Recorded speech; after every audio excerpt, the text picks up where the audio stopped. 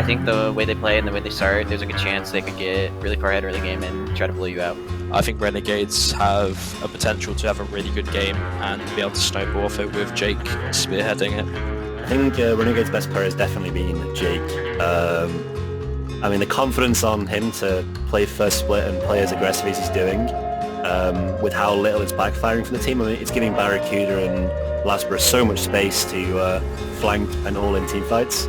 And I think the way he's playing right now, if he keeps going, as long as he finds consistency, then they'll be definitely one of the better teams by the end of the year.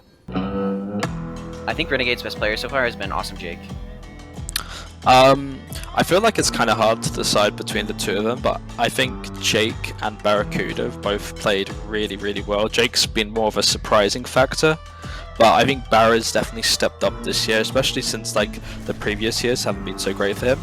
I feel like Barra's definitely stepped up, and even when his team doesn't do too hot, he usually stands out as the guy that like still does stuff for the team, has that high player damage, and so has a big impact on the game.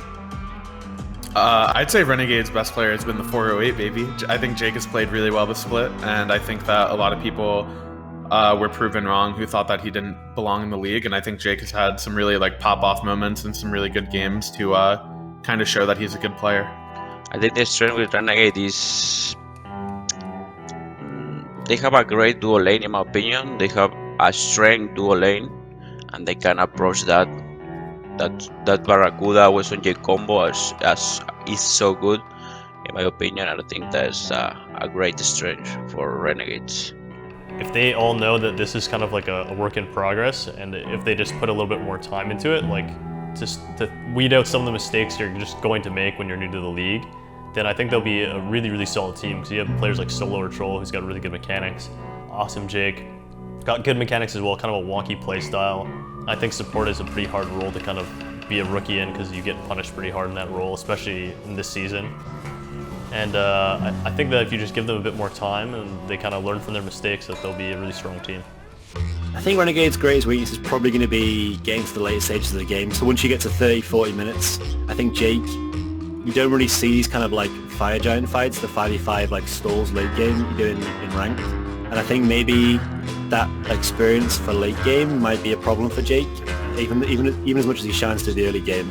I think that could be a problem, and you saw that in the Radiance versus Renegade set last week. I think their greatest weakness is team fighting. I think there's a good chance they're not on the same page a lot of the time, so.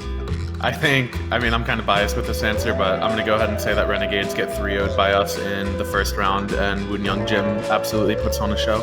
I don't see a scenario where Renegades wins against Ghost, so I think they'll lose in quarters. I think we are going to finish. I think we're either going to finish 6th or we're going to finish 1st or 2nd, in my opinion.